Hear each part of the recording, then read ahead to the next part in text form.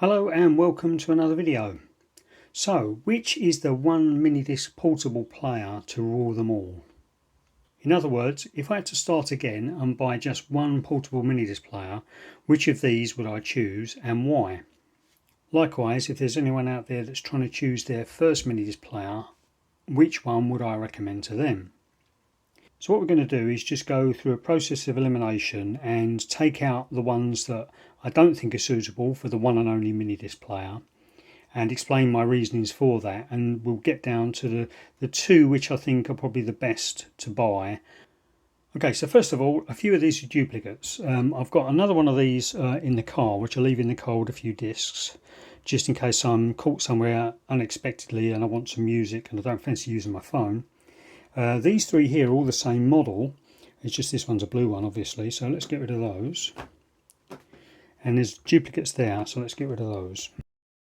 So while I reorganise these somewhat to get them all in shot, there's pretty much only two makes of Minidisc player here, and that's Sony and Panasonic, and I've found those to be the best.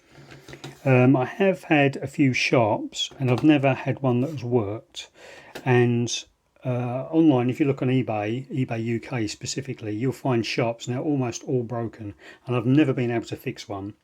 There's also makes from Kenwood and Goodman's and a few others, and they tend to be rebranded ones. They're cheap ones made from elsewhere. So I'd avoid Sharp and I'd just go for either, I would suggest, Panasonic or Sony. Okay, the next step in whittling these down is to get rid of the ones which I think are Japan only.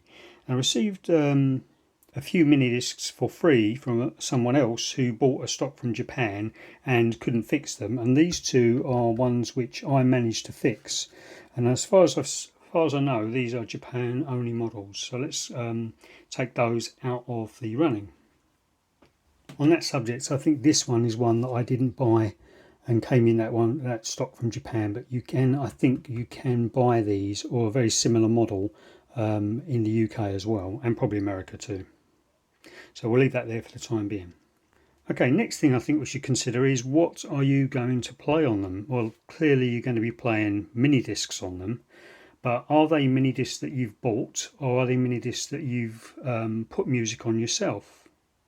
And while I think about it, I've got a future video coming up that explains 5 or 6 ways in which you can get music onto a Minidisc. So if you're not already subscribed, make sure you subscribe and click the notification bell and you get a notification of my future videos. Right, so most of you, all the regulars will know this, but there are two types of Minidisc you can buy. You can buy a blank one, which you can record onto, and you can buy a pre-recorded shot-bought album. And the difference is, as you can probably tell, this one you can't record onto because it doesn't have a shutter at the top which is needed for recording. All it has is the shutter on the bottom which is needed for reading. Now there are a couple of sellers on eBay that are selling albums that they say are original pre-recorded albums, and they're passing them off as pre-recorded, but they're not. They've got this shutter on the top. So recently there's been vaporwave Minidiscs, which are new bands, and they're releasing their music on recordable Minidiscs. But there are a couple of unscrupulous sellers on eBay, and what they're doing is they're recording stuff onto here, they're printing a label on it, but if it's got a shutter then it's not a factory made original album. There's one I think from the Beatles I saw, and it's got one of these shutters on it, but he's trying to pass it off as an original genuine Beatles album, shot-bought album, sealed. So getting back to the point, these are expensive. The pre-recorded ones available on eBay now are pretty much for collectors. Quite often they're not as good quality as what you could record yourself either. So what you're probably going to end up doing is buying blank Minidiscs and recording onto them, or buying used Minidiscs which has already got music on it.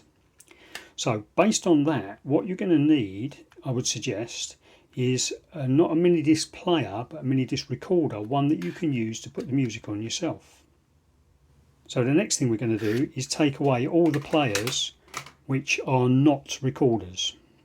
Right, so that one is not a recorder. That one is a recorder. That one is just a player with speakers. Fantastic looking device, but the speakers are quite poor quality and nearly broken. That, unfortunately, that is just a player as well, but this is one I keep in my dad's bag, so if we're going out anywhere and I grab it, I've got a mini disc player even if I'm not taking my car. That again is just a player, so that's going to come out. This one I really love, even though it's beaten up, and I've tried painting in the scratches there and experimenting on it. I like this one because I use it in the garden on the sun lounger. Because it's already beaten up, I don't care if it gets beaten up a bit more. So this is like my throw it in the bag or take it out and get it sandy type of player. This one, these are cheap actually. These are just players. They're cheap, but no record function on it. And this is the one that my daughter has in her drawer. She doesn't use it very often, but occasionally she'll pop a mini disc player and a battery in it and use it. So what else have we got? The rest, oh, that's not a player. That is a player rather. That's just a player. So that one's got to be taken out of our final few mini disc players. Let's have a reorganise. Okay, so we're getting down to it now. One other thing to consider when you're buying or recording a mini disc is the time you've got available to you. Now in this mini disc, the standard mini discs are 74 minutes long, which matches a CD. There were 60-minute ones, and later on in the life there were 80-minute ones. But the mini disc itself can store more data than that if it's compressed. There are some mini disc players that can compress and have 2 times as much and even 4 times as much music on one disc. Now when you go up to 4 times as much music, you can really hear the difference. The quality is not so good. So the maximum I'd recommend is using LP2, which is 2 times the amount of music on a disc. So 2 lots of 74 minutes. So if you're buying used mini discs with music already on them that you want to listen to, you might find some are recorded on that long play. So what you're going to need is a mini disc player that can listen to those, that can play those long play mini discs. Okay, so what we need to do then is take out the ones which don't have a long play function on them. So this one, MDLP, means mini disc long play. So that one clearly does have a long play function on it. And the other way to identify them is almost all mini disc recorders and players that have a long play function have either this logo on it or they're NetMD. Let's just show you that. So NetMD was a later revision of mini discs where you could actually put record music onto this from a computer using mini USB cable. So it's quite an old cable, but you could hook it up to a computer and transfer music to it directly. So you're either looking for MDLP or NetMD on your player, and that will give you your long play function. So let's get rid of the ones that don't conform to that. This one, which is what I've recorded most of my mini discs on in the earlier days, beautiful. It's very chunky, so it's not very portable. That's another thing you've got to consider, is how much weight are you going to have to carry around and how much bulk. So to give you an example, this is the Pixel 7 Pro, which is Google's flagship device, and it's very nearly the same size as that. But it is, even in the case, it is significantly thicker than a flagship smartphone at the moment. So anyway, that one's a standard play only, so that one's got to go. That one's getting knocked out, and this one's only standard play too, so that one is going to be knocked out too. And finally, in the ones to knock out, is this one here. A nice recorder, quite a modern one, but it didn't have the LP function on it, the long play function on it, so that one's going to get knocked out too. So we're down to the final 3 mini disc players that I owned. I would recommend someone buy as their only mini disc player. Or another way to put it is, if I had to start again, which player would I choose as the only player that I own? Now all of these players are fantastic, but one consideration that I would have, and you would also have, is how are you going to power your mini disc player and recorder? Now all of these can be powered by a compatible mains charger. They've also all got a socket on the bottom which you can plug in a teeny little power plug into, but that kind of defeats the object if you want a player that's portable. So what you're going to want to do is decide on which type of battery you want to power your player with. So taking this one for example, you put a standard, this is an Amazon Basics one. I've just ordered 100 of these because it's just about as cheap as you can buy them. Actually, I'll put a link, an affiliate link in the description box. So they can be powered by a standard AA battery, and that's probably going to give you the, if you're using an alkaline one, a non-rechargeable one, that's going to give you the longest play time. But that will be in the sort of realms of maybe 20 hours or something like that play time. It's not going to disconnect, so it's not going to work. But the alternative are these flat gumstick batteries. You can buy the original ones, and some of them will still work, even though they are maybe 30 years old now. But these are replacement, these are aftermarket ones, which are still available new. I don't think they're quite as good as the original Sony ones were back in the day, but they do the job. So you put it in there. And the difference you find is the thickness of the player.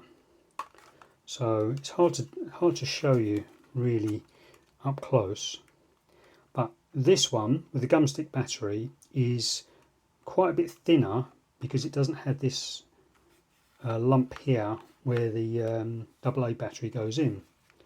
So that's one of the considerations that I would have, and one of the considerations someone new to buying these would have. Now this one also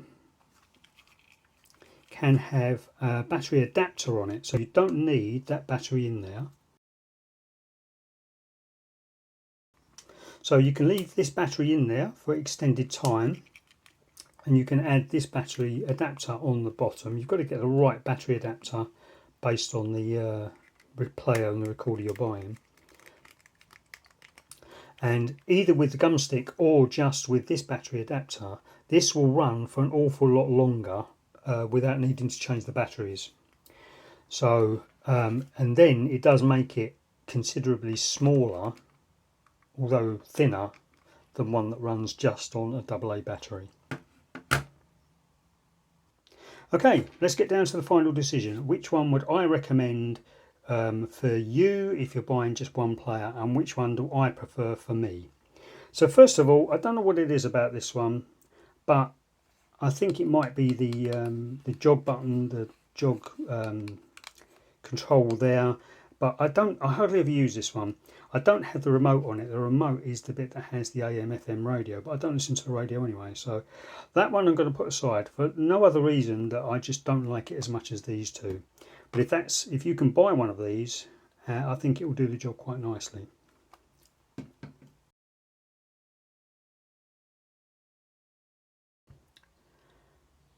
Okay, so I think this one is the ultimate Minidisc recorder that you could buy now. If I could only have one Minidisc recorder, this is the one I'd have.